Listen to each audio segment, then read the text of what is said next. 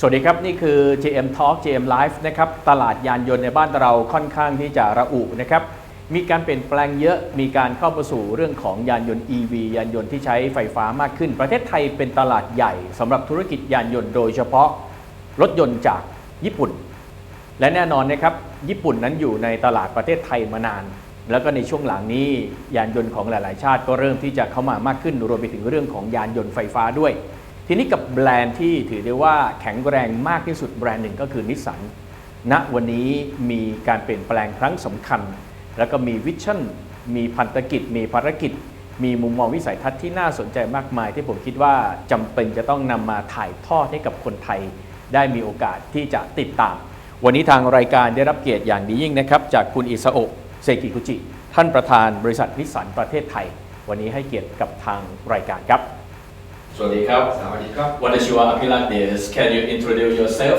and how about your mission in Thailand? Well, first of all, thank you very much for inviting me today. My name is Isao Sekiguchi, and I've been in automotive industry for almost 30 years. 30 years? Yeah, I started my career right after university in automotive industry, building plants, selling used cars, selling different brands, and I've been with Nissan for the last 9 years. And in Thailand, I've been here for 2 years now. I'm going to the third year as a president of Nissan Motor Thailand and also as a president of ASEAN region. In Thailand, do you think about automobile business? Is easy or is very, very okay for you? Well, Thailand, I would say, is one of the very unique market in the world. How about unique? And how unique it is that still 1 out of 2 cars that everybody sells in Thailand is a pickup. And that makes a very uniqueness of Thailand. That's number one. And number two, in the last several years, Thailand has been the major dominance by the Japanese brands.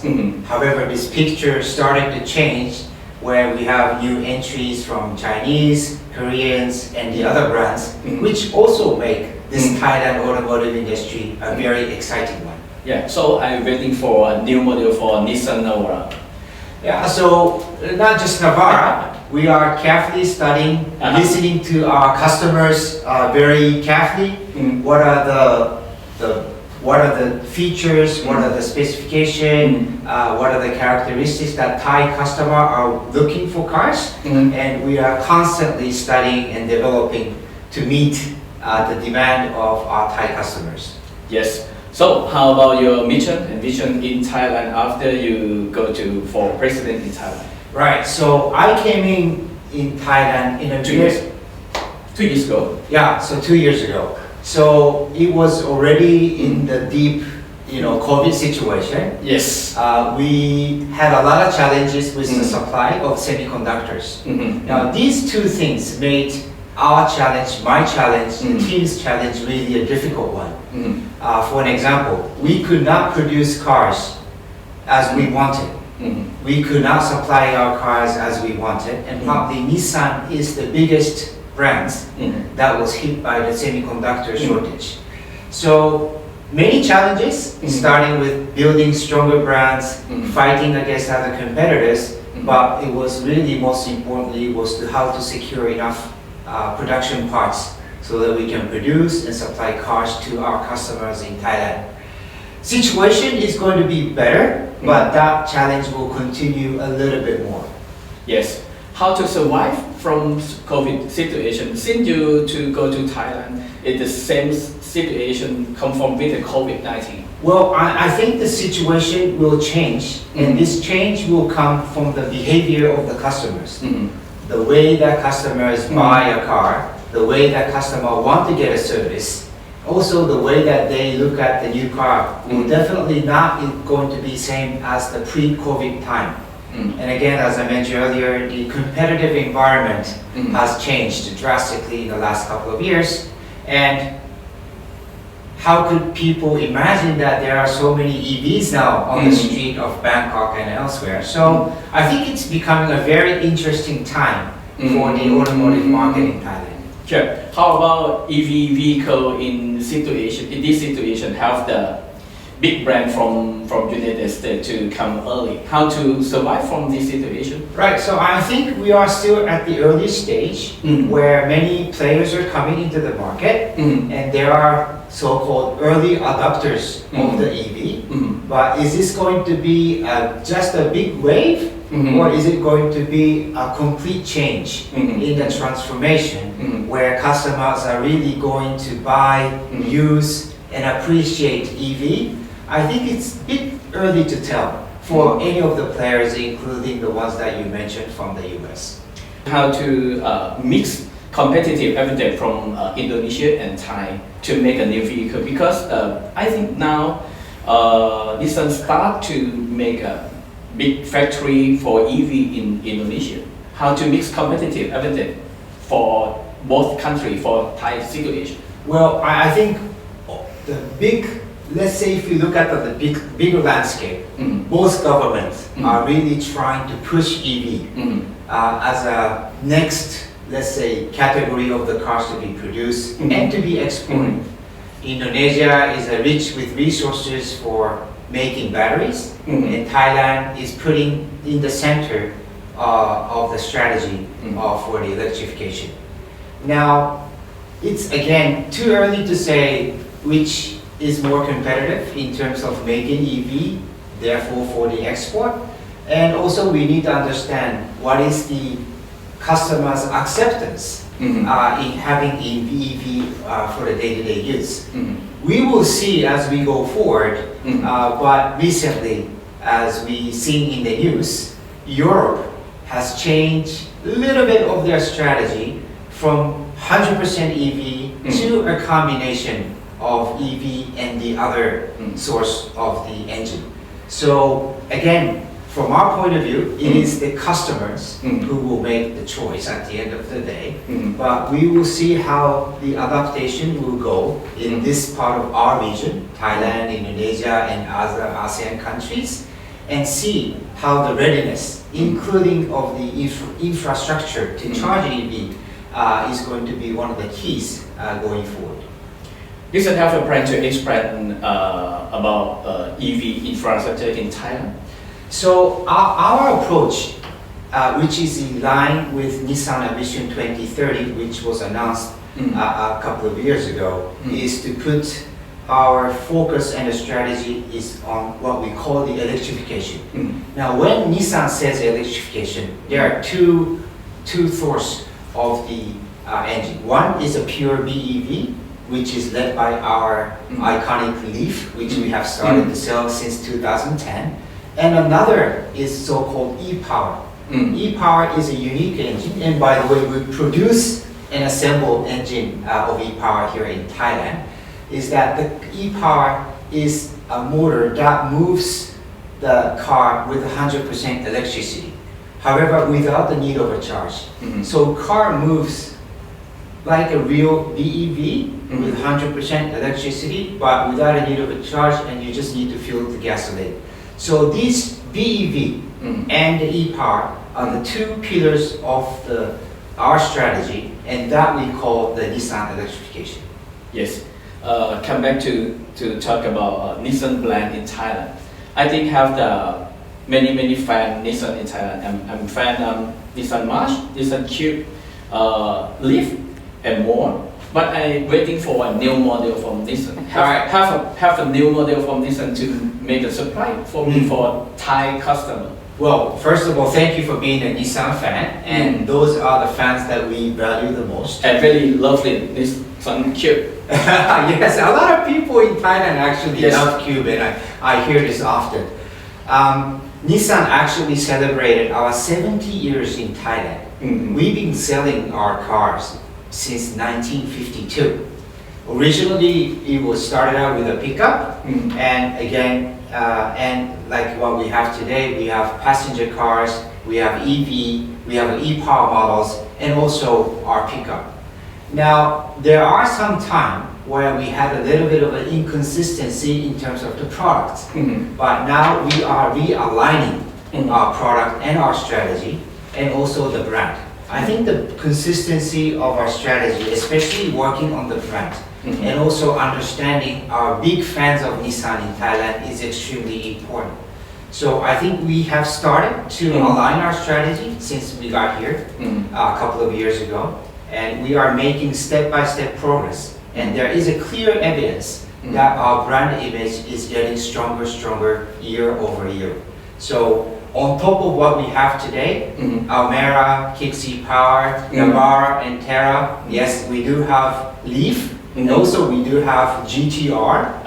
And on top of that, we are planning our additional models to come for our customers in Thailand. I'm a big fan for GTR. I have been to go to Ginza to see a Nissan Yes. model. It has the donut light Yeah. at the back. How about GTR? Well, GTR, fortunately, I'm a big fan for GTR. no, it's really surprisingly amazing how much of the many GTR fans that we see in Thailand. The moment that we have GTR in the country, it's gone. And it's gone. And so today, with the shortage of the supply of the semiconductors, our production volume for GTR is very limited worldwide. But we have been able to manage to bring some number of cars to Thailand because of the big fans that we have here. Yeah. In Thailand, have the competitive advantage for automobile business now. I think so. I mean, Thailand, thanks to a very clear strategy by the government and the way that it has, Really? I think so. In the past, there was a big transformation, starting with the importing cars to the local production. It's well prepared for EV business. Yeah, and the Maybe I think it maybe not for Thai government. Yeah. But you think it's okay? So again, I think the overall direction, putting the center on the electrification because of, let's say, carbon neutrality, try to reduce the PM25, 2.5, just to create the eco-friendly environment. I think that's what a lot of governments are trying to do, and I think Thai government has been in that direction, and I think that's a clear strategy. Question for me is a speed. Is Thai customers ready to adopt, are able to come along with the speed of the transformation? Again, as I mentioned earlier, 1 out of 2 cars, even today, is a pickup, and that pickup is a diesel engine. And at this moment, there is no brands who are able to produce a pickup who can go up the hill of the Chiang Mai with 3 tons of the vegetables or fruits. It's not there. It's not there. And even today, we see many EVs are sold. It's predominantly in the greater Bangkok. So is there a need? Is there appropriate, let's say, acceptance by all the customers in Thailand to move to BEV? I think that's the time when the shift will happen. Again, today we are seeing some early adopters. Some are well accepting the BEVs, but again, overall direction is good. But how about the speed and the timeline? That's something that we are carefully monitoring. Is synchronized for your vision 2030? It is absolutely synchronizing. And again, when Nissan's electrification, we don't limit to BEV. We have the e-power technology. And I believe that e-power technology is a bridging technology from the conventional gasoline engine to BEV because it moves with the 100% electricity, but without a need of a charge. And since I got here, the sales of Kixi Power have increased 270%. And that really shows today how well e-power is accepted in Thai market. And still today, we have the waiting list for Kixi Power. So I really appreciate that e-power has been well accepted as a technology and also a technology that is fun to drive. So I think these 2 technology choice, and at the end, it's the customer who will make that decision. Yeah. Do you have the risk management plan in Thailand? Sorry? Risk management. Risk. Uncertainty situation. So is there a risk management for Yes. Thailand? So sorry. Yeah. So I think Thailand, compared with other countries where we have been, it has been. I mean, the proof point is that we've been selling cars for the last 70 years. The proof point is that we have a very strong production footprint here in Thailand. We have 2 plants. We have the engine plant. We have a company that makes tool and dies. That much of the investment have been done in Thailand, and we will continue to invest in Thailand, especially for making a minor change, bringing new models require investments, and that shows our commitment to Thailand. But also, that shows Thailand is a very stable country that can continue to attract the amount of investments which you do. And another proof point is that look at all the competitors that are coming in and investing heavily. So I think overall, of course we have measures for the risk management, but Thailand as a country is a very steady country, very strong supply chain.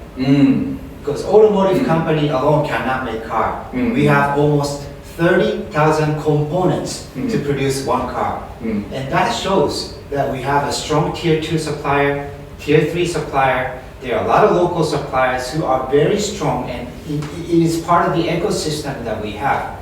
So yeah, I would say it's more of risk managing the semiconductor shortage, more of risk managing when a crisis like COVID again happens. What happened is that the borders were shut down. We were not able to get some of the parts from outside. How to survive from decoupling situation? Supply chain is a problem in the world. So our team in Japan, together with our team in Thailand and elsewhere, have been continuously reviewing the geographic risks that we see today, and nobody expected some of the things that we see today on TV or read on newspaper would happen. So our team in Japan and also in Thailand have started to simulate what are some potential risks going forward and how can we mitigate those risks. And I think revisiting our supply chain to be stronger and not vulnerable. Your fragment in Thailand, in Indonesia, in many countries is to make it stronger. So currently, our strategy as Nissan in this region is to consolidate most of the local production here in Thailand. And I think that is a very clear strategy, which also make our management easier to manage, especially the things, the unexpected things occur. Yes. How about your leisure in Thailand when you finish your job? Silom, Thaniya, Pattaya, or where you often to go? Yeah, so I'm traveling quite often. Of course, we have 66 partners, almost 170 outlets nationwide. And one of the things that I enjoy is to go visit our partner by partner, one by one. And not only talk about the business, but also learn about the food, learn about the culture. It's completely different if you go to Isan or to the south of Thailand, you see a different culture. So really, I love visiting, even on my personal time. I'm going to be spending 4 days in Chiang Mai for Songkran, just because our family likes the city and we love the food. And it's. You have been to try khao soi? Of course, khao soi is one of my favorites. Yeah, really? You like the curry rice, curry noodle? Yeah, curry noodle. I mean, curry is something also, quite popular among the Japanese food. But of course, you have a green curry, red curry, different types of curry in Thailand. But I do love the spiciness of the Isan food especially. And the last question, do you have the more thing that you communicate to Thai customer? Yeah, so I think Nissan is still in the progress of making our brand stronger. And I know, and this is what I'm learning, is that we have a lot of fans who remember GTR, who knows who loves GTR. My dad have the Nissan and Datsun. Right. Very old pickup. So Datsun is one of the one of the nameplate that a lot of people Yes, in Thailand yes. remember as a In the back of the trunk, my that trunk. very strong, durable pickup. Yes. And we still carry that heritage to our Navara today. But one challenge that I have, and also working with my team, is that our generation Yes. and older people remember Nissan as a very good brand, very strong brand. But the younger generation, Yes. they don't have this connection with Nissan brand. And this is something that we are working, how to make Nissan brand for everybody, including the younger generation. So we still have a lot of work to do, but we are making a progress. And I really look forward to spend more time in Thailand and try to make this Nissan brand more visible and more lovable, and try to create more Nissan fans in Thailand.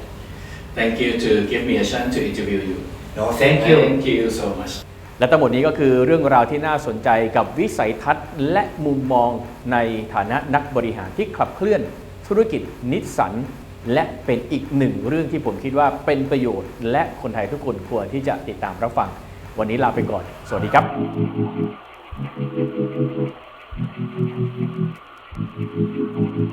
Thank you.